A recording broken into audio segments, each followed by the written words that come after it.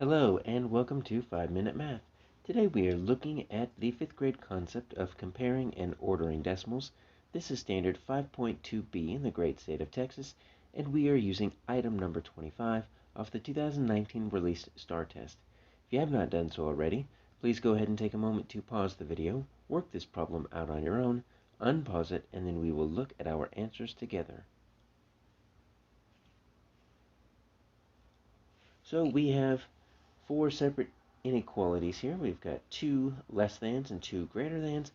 We are simply looking for the one that is not true. So I find the best way to set these up here is I want to stack them on top of each other. And that's just going to help me compare the place values. The side by side helps with the less than and greater than symbols, but it's not so good when you're trying to compare. So let's start with A. We're going to start with 65.7 or 65 and 7/10. Then we're going to look at 67.54 or 67 and 54 hundredths.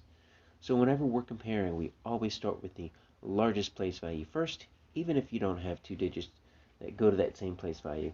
But in all of these, you are going to have them at least start with the same place value.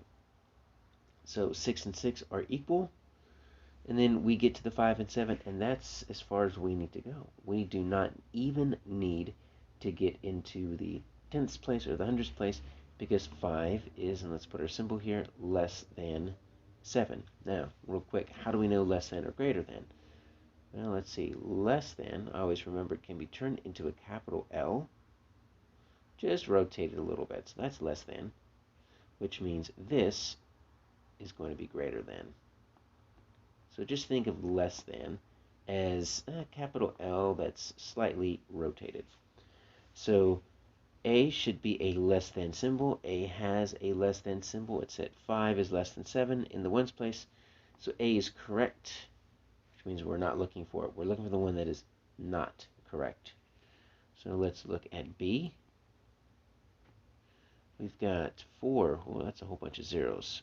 0.003. That's 4 and 3 thousandths, because this is the tenths, hundredths, thousandths with the THS. And then we've got a 4.03. So this is 3 hundredths. All right, so we're going to look at these two. We've got, in the ones place, the two 4s are equal. We go to the tenths place, the two zeros are equal. And in the hundredths place, there we go, the 0 is once again going to be less than the 3 because 0 is less than 3. But take a look, even though it has a less than symbol, they give you a greater than symbol. So I'm thinking that is going to be our answer. That's the one that's incorrect.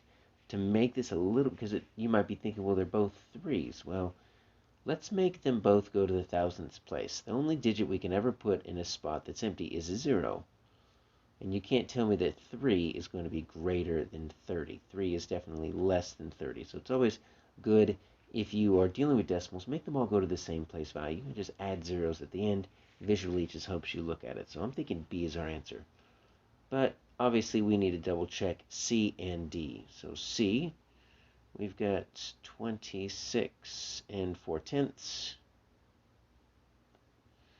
And then we've got 26 and 48 hundredths. Well, that's a kind of tricky one. So the tens place are equal with 2. The ones place equal with 6.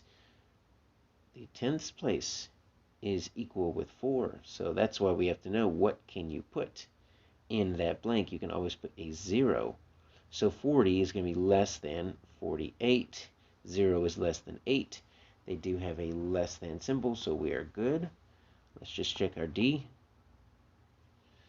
0 and 91 hundredths. 0 and 97 thousandths. So that's the same.